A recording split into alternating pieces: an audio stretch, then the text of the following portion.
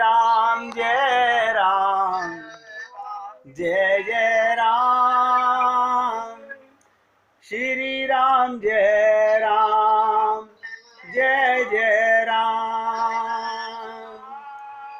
श्री राम जय राम, जय जय राम। श्री राम जय राम, जय जय राम। श्री राम जय राम, जय जय राम।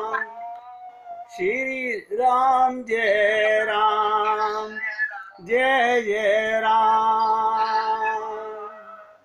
श्री राम जय राम, जय जय राम। श्री राम जय राम, जय जय राम। अब ध्यान से सुनिए। क्या कह रहे हैं तुलसीदास जी? कह रहे हैं प्रभु आप निरंतर मुझे कैसे प्रिय लगें। बोले भाई तू बता कैसे प्रिय लगूं। तो क्या चौपाई आती है, काम ही नारी पियारी जिमी, अरे लो वही प्रिय जिमी दाम।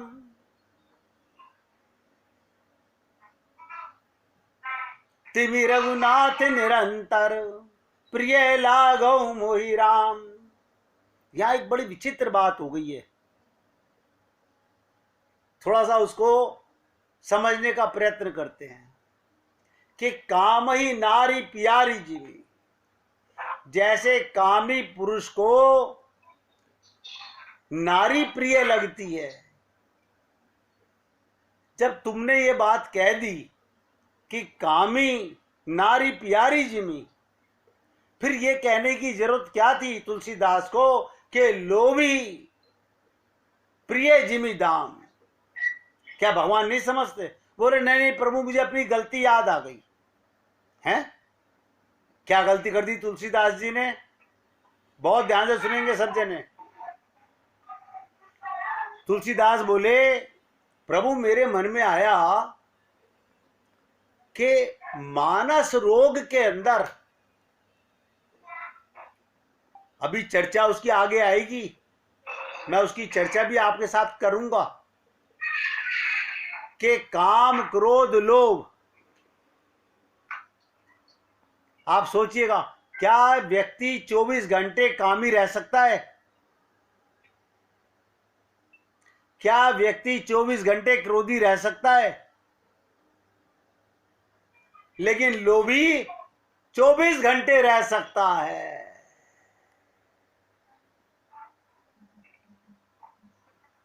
₹100 वाला 1000 रुपए, 1000 वाला 10,000 रुपए, 10,000 वाला लाख रुपए, लाख वाला करोड़ रुपए, करोड़ वाला अरब रुपए, अरब वाला खरब रुपए। तो तुलसीदास जी ने अपनी बात को ही गिरा के काम ही नारी प्यारी जिमी, के प्रभु व्यक्ति काम के लिए 24 घंटे कामी नहीं रह सकता, क्रोधी नहीं रह सकता, लेकिन लोभी प्रिय जिमी दाम। जैसे लोभी को पैसे में धन में आसक्ति हो जाती है।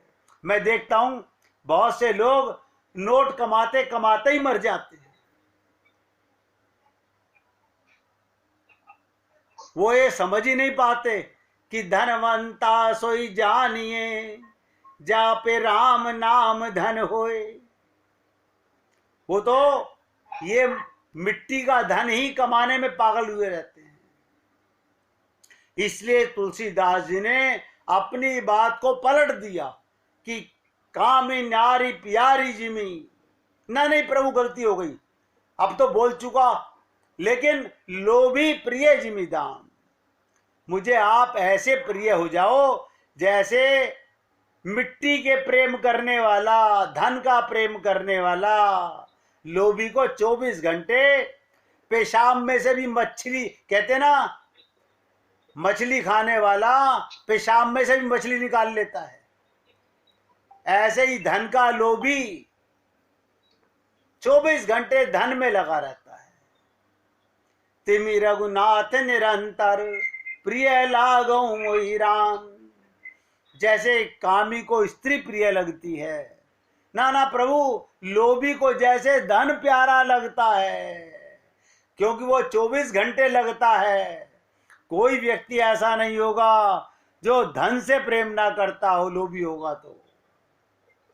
वैसे ही हे राम, आप निरंतर मुझे प्रिय लगे। तो देखो भाई, मैं आपके साथ ये सब चर्चा इतने दिनों से कर रहा हूं।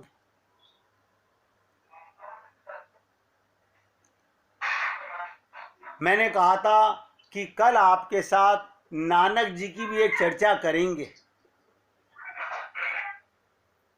ये लोगों ने, गुरु नानक जी ने कोई धर्म स्थापित नहीं किया, उन्होंने शरणागति की स्थापना की थी।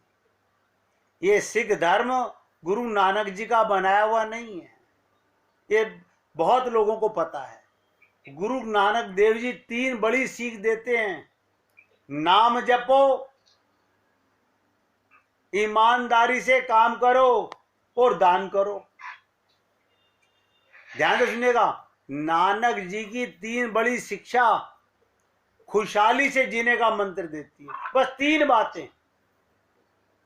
ये क्या है? ये शिक्षा है, नाम जपो, कीरत करो और बंड छको।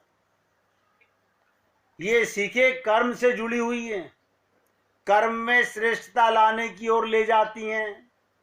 भगवान श्री कृष्ण ने भी कहा, कर्मण्येवाधिकारस्ते मा फलेषु कदाचन।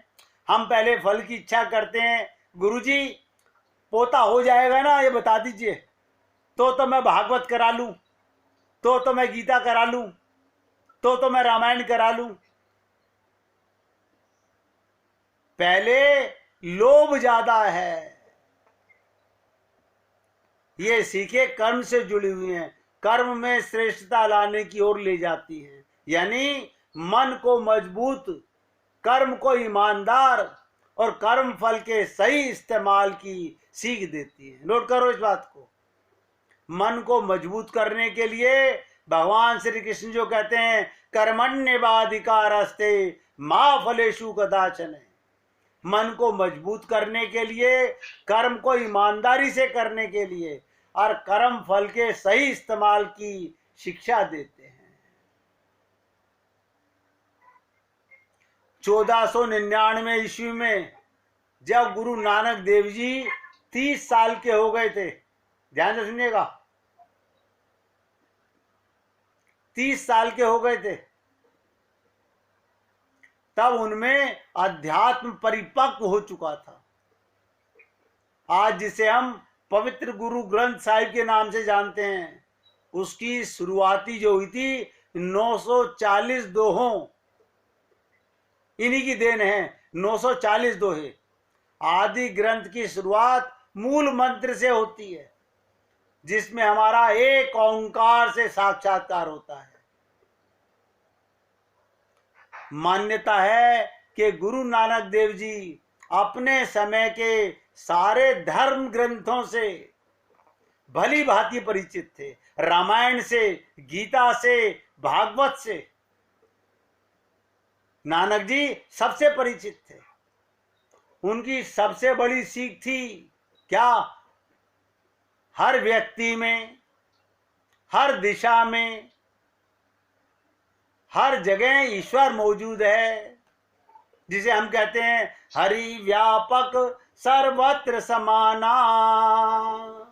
नानक जी ने भी यही कहा, हर व्यक्ति में, हर दिशा में, हर जगह ईश्वर मौजूद है। जीवन के प्रति उनके नजरिए और सीख इन 4 किस्सों से मिलती है, जो आसानी से समझी जा सकती है। मैं आपको जो नानक जी की 3 सीखें हैं उसके बारे में बताने का प्रयत्न करूंगा। गुरु नानक जी की 3 सीख थी। नंबर 1 मैंने कहा था, नाम जपो। हमारे सबके संत महात्मा कहते हैं कि कलयुग केवल नाम आधारा, सुमिर सुमिर नर उतरहि पारा। आप और हम लोग क्या समझते हैं, हम तो नाम जपते हैं, नहीं जपते, सुमिरन नहीं करते। क्या मतलब? आपको कैसे पता? मुख से बोला मगर मन से बोला नहीं। बिना रूप ध्यान किए, भगवान को सामने खड़ा किए, आप कितना भी नाम जपिए उसका लाभ नहीं मिलेगा। तो गुरु नानक जी ने कहा, सोचे सोच न हो वही, ध्यान से सुनिएगा, सोचे सोच न हो वही, जो सोची लख बार। ये खाली आपका सोचना है, मैं नाम जप करता हूं। सोचे सोच न हो वही, जो सोची लख बार। चुपे चुपी ना हो वही, ले जे लाई रहाली अवतार। यानी ईश्वर का रहस्य, ध्यान से सुनो, भगवान का प्रेम, भगवान की शरणागति, भगवान का रहस्य सिर्फ सोचने से नहीं जाना जा सकता। 99% लोग क्या कहते हैं, हम सोच रहे हैं बस अब गुरु जी की शरणागति चले जाते हैं, हम सोच रहे हैं हम राम की या कृष्ण की शरण। अरे सोचे सोच ना होइए, चाहे सोचे लख बार। सोचते सोचते तो जुग गुजर गए।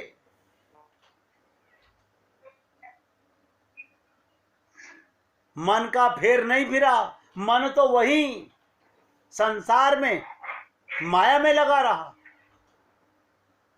यानी ईश्वर का रहस्य, फिर नोट कीजिएगा, शुद्ध हिंदी में बता रहा हूं, सिर्फ सोचने से नहीं जाना जा सकता। इसलिए नाम जपो, नाम जपना बहुत ध्यान से सुनो। ईश्वर का नाम बार बार सुनना और दोहराना, उन्हें सामना खड़ा करना और उनसे बातें करना, उनको आलिंगन करना, उनकी लीला सुनना। बहुत से लोग क्या करते हैं, कैसेट लगा लेते हैं नाम की, उनका नाम कैसेट में बजता रहता है, वो ये सोचते हैं हमारा कीर्तन हो रहा है। नारायण जी ने इसके 2 तरीके बताए, सुनिएगा।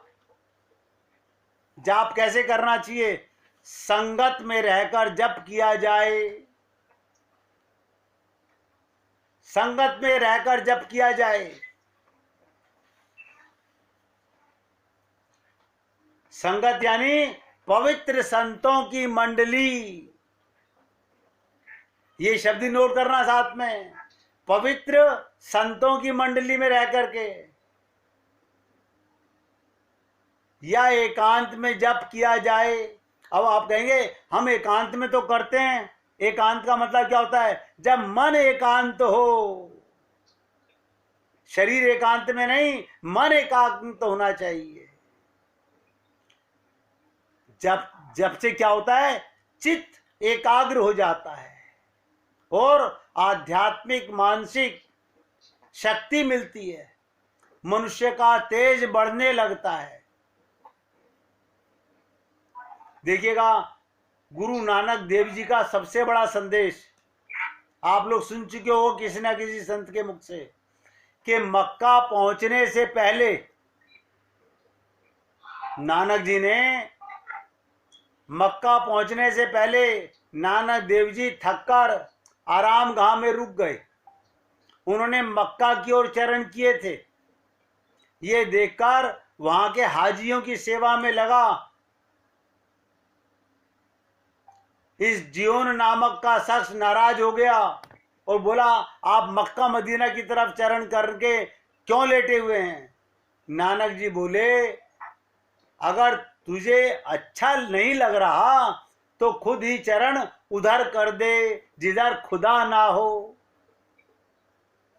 क्या कहा? हरि व्यापक सर्वत्र समाना, तू मेरे चरण उधर कर दे जिधर खुदा ना हो। नानक जी ने उसको समझाया हर दिशा में खुदा है। सच्चा साधक, नोट करो, वही है जो अच्छे काम करता हुआ खुदा को हमेशा याद रखता है। अब ये तो बात थी नाम जपो की। दूसरा शब्द क्या था? मैंने 3 शब्द आपसे कहे थे। पहला नाम जपो, दूसरा किरत करो, जो उन्होंने गुरुमुखी भाषा में लिखा वो था किरत करो, यानी ईमानदारी से कर्म करो, मेहनत कर आजीविका कमाना। इसमें ईमानदारी साथ में है। किरत करो माने ईमानदारी से मेहनत कर आजीविका कमाना। श्रम की भावना सिख अवधारणा का भी केंद्र है। इसे स्थापित करने के लिए नानक जी ने एक अमीर जमींदार के शानदार भोजन की तुलना में गरीब के कठिन श्रम के माध्यम से अर्जित मोटे भोजन को प्राथमिकता दी। क्या बताया कि जिस राजा ने अपने यहां बुलाया भोजन के लिए, नानक जी उसके यहां नहीं गए, उसका भोजन नहीं खाया, एक गरीब का भोजन खाया। तो उन्होंने पूछा ये क्या बात? नानक जी ने रोटी उठा करके निचोड़ के दिखा दी। तेरी रोटी में खून भरा हुआ है, बेईमानी भरी हुई है। इस गरीब की रोटी में दूध भरा हुआ है, ईमानदारी मेहनत भरी हुई है। तो दूसरा संदेश था, पहला नाम जपो, दूसरा किरत करो, कर्म करो। और कर्म माने सेवा। अब तीसरी बात और सुन लीजिएगा, जिसके लिए मैंने चर्चा चालू की आपके साथ नानक जी की। उन्होंने कहा बंड छको। ये बंड छको का क्या मतलब होता है? एक बार गुरु नानक जी 2 बेटों और लहना गुरु अंगद देव, लहना जो नाम था गुरु अंगद देव का था, इनके साथ थे। सामने एक शव ढका हुआ था। शव समझते हैं ना, मुर्दा ढका हुआ था।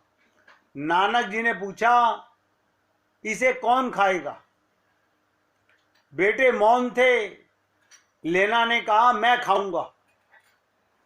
ध्यान से सुनिएगा। लेना ने कहा मैं खाऊंगा। उन्हें गुरु पर विश्वास था। कपड़ा हटाने पर पवित्र भोजन मिला।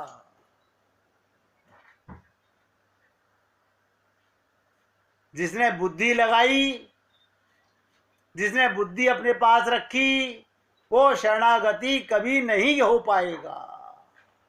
और यही एक ऐसा पाप है जो अनंत जन्मों से हम करते आ रहे हैं।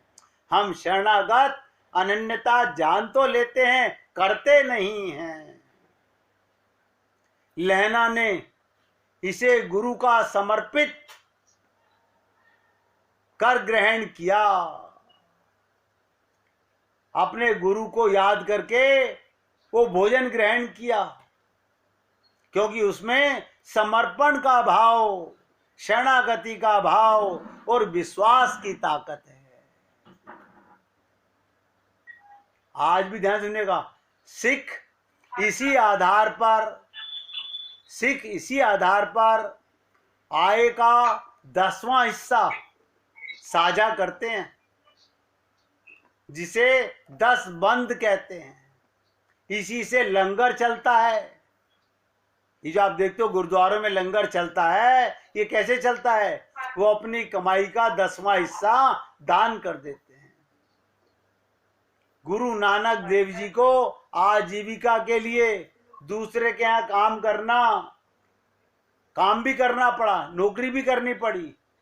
बहनोई जयराम जी के जरिए वो सुल्तानपुर लोधी के नवाब के शाही भंडार की देखरेख करने लगे।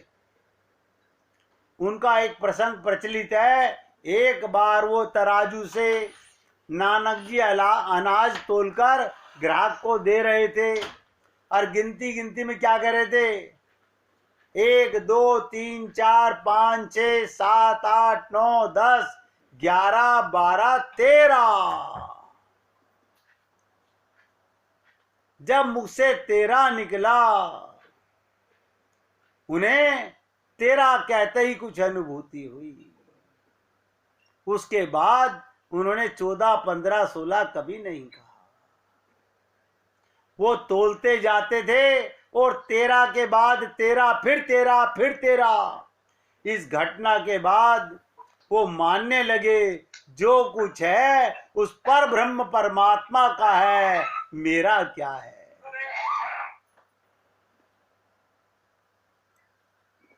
नानक जी अपने शिष्य मर्दाना के साथ कंगनवाल पहुंचे तो उन्होंने देखा कुछ लोग जनता को परेशान कर रहे हैं। नानक जी ने उन्हें आशीर्वाद दिया। देखिएगा कितनी विचित्र संतों का कमाल, देखिएगा। कुछ लोग जनता को परेशान कर रहे थे तो नानक जी ने अपने शिष्य मर्दाना के सामने क्या कहा, आशीर्वाद दिया, बसते रहो। दूसरे गांव पहुंचे, अच्छे लोग दिखे, गांव वालों को नानक जी ने आशीर्वाद दिया, उजड़ जाओ। इस पर मर्दाना को बड़ा आश्चर्य हुआ। उसने पूछा, जिन्होंने आप शब्द कहे उन्हें बसने का और जिन्होंने सत्कार किया उन्हें आपने उजड़ने का वरदान क्यों दिया। तो नानक जी बोले, बुरे लोग एक जगह रहें ताकि बुराई ना फैले और अच्छे लोग संसार में फैलें ताकि अच्छाई फैले। अनेक प्रसंग हैं नानक जी के। नानक जी हरिद्वार गए, वहां लोगों को गंगा किनारे पूर्व की दिशा में सूर्य भगवान को अर्घ देते हुए देखा। नानक जी इसके उल्टा पश्चिम में जल देने लगे। लोगों ने पूछा, आप क्या कर रहे हैं। नानक जी ने पूछा, आप क्या कर रहे हैं। जवाब मिला, हम अपने पूर्वजों को जल दे रहे हैं सूर्य भगवान के माध्यम से। नानक जी बोले, मैं पंजाब के खेतों को पानी दे रहा हूं। लोग बोले, इतनी दूर पानी कैसे पहुंचेगा खेतों में। नानक जी बोले, जब पानी पूर्वजों तक जा सकता है तो ये खेतों तक क्यों नहीं जा सकता। मानो तो ईश्वर यहां मौजूद, हर कण कण में मौजूद है। इसलिए मेरे भाई, शरणागति की चर्चा देखिएगा। जैन धर्म कहते हैं आर्यंत शरणम गच्छामि, बौद्ध धर्म कहता है बुद्धम शरणम गच्छामि, हमारी गीता कहती है सर्वधर्माणि परित्यज्य माम एकम शरणम व्रज एम त्वाम सर्व पापेभ्यो मोक्षयिष्यामि मा शुचे। रामायण कहती है सन्मुख होए जीव मोहि जब वहीं। समझिएगा, ऐसा कोई ग्रंथ, ऐसा कोई संत पृथ्वी पर नहीं आया जिसने शरणागति की चर्चा ना की हो। लेकिन कमाल की बात यह हुई कि हम लोग सुनते तो रहे, शरणागति गए नहीं, शरणागति की नहीं। सोचते रहे, प्लानिंग करते रहे, बस ये काम हो जाए इसके बाद हम शरणागत हो जाएंगे। इसलिए संत महात्मा कहते हैं, जब अकेले हो तो परमात्मा से बात किया करो और जब महफिल में हो तो परमात्मा की बात किया करो। और हम तो आप लोगों से बार बार एक ही निवेदन करते हैं कि संसार की चर्चा बंद कर दो, बिना जरूरत के मत बोलो। अगर आप बिना जरूरत के ये चर्चा करते रहोगे तो इसका मतलब हम अपना आगे का भगवत भक्ति का सूत्र भूल गए हैं। क्यों? कि कर्म का फल अवश्य भोगना पड़ता है और कर्म के अनुसार जन्मांतर की प्राप्ति होती रहती है। जब तक भगवत प्राप्ति नहीं हो जाती तब तक ये जीव जन्म मरण के प्रभाव में चलता रहता है। मरने पर ध्यान से सुनिएगा, मरने पर कर्म के अनुसार जीव आतिवाहिक देह प्राप्त करके तेज प्रधान देव यानी देह से स्वर्ग आदि लोकों को जाता है। वायु प्रधान पितृ पित्रादि प्रेत आदि की देह में जाता है। परंतु हिंदू संस्कृति के सिद्धांत में अनंतकालीन स्वर्ग या नरक नहीं, स्वर्ग या नरक आदि के सुख दुख भोगकर जीव पुनः अपने कर्मों का अनुसार अच्छी बुरी योनियों में आता है। आप और हम लोग ब्रह्म लोक तक जा चुके हैं, स्वर्ग लोक तक न जाने कितनी बार जा चुके हैं, लेकिन ये सब जानने के बावजूद भी अभी भी हमारा माया से मन भरा नहीं है।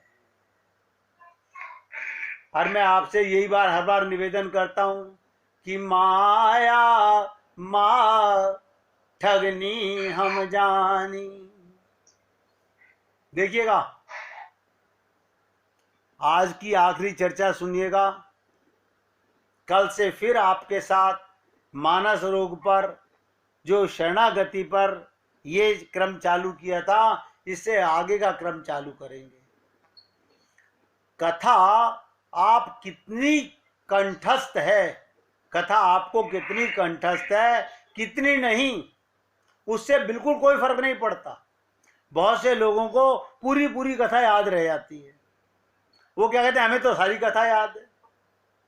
तो अपने पाप भी तो याद होने चाहिए कि मन में क्या है, हमारे अंतःकरण में क्या है हमारे, वो कैसे भूल गए। उससे कोई फर्क नहीं पड़ता। किसी ने कहा क्या परिवार से प्रेम नहीं करना चाहिए, हमारे से किसी ने पूछा क्या परिवार के मेंबरों से प्रेम नहीं करना चाहिए। मैंने कहा करना चाहिए, थोड़ा सुधार कर लीजिए बस। उन्हें भगवान का अंश मान के प्रेम कीजिए। और अगर आपके परिवार में कोई भगवान का भक्त है, उससे भरसक प्रयत्न कीजिए प्रेम करने का। वो भगवान का भक्त है, वो भगवान ही बराबर है। भगवान ने यही तो कहा कि मेरे भक्तों में, मेरे संतों में जो मन लगाएगा उसका मन मुझ में लग जाएगा। आपको उसका कितना समझा और कितना जीवन में उतारा सोचिएगा कथा सुनने से, उससे भी कोई फर्क नहीं पड़ता। जैसे स्कूल में मुंह जवानी थ्योरी याद कर लेने पर भी लेबोरेटरी में प्रैक्टिकल करते समय जरूरी नहीं था कि वही उत्तर आए, जिसके अनेक कारण हो सकते हैं। थ्योरेटिकल और प्रैक्टिकल में बड़ा अंतर है। कोई व्यक्ति अगर तैरने की पुस्तक पढ़ ले,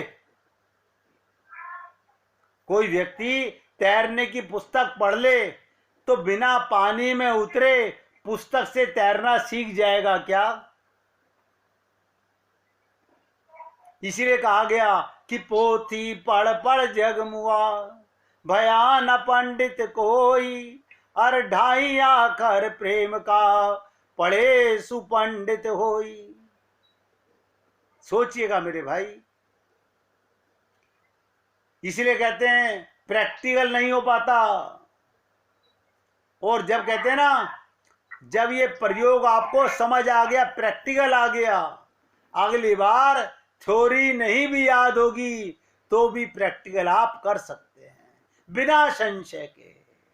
प्रश्न थोड़ा बदल भी जाए तब भी काफी कुछ आप कर लेंगे।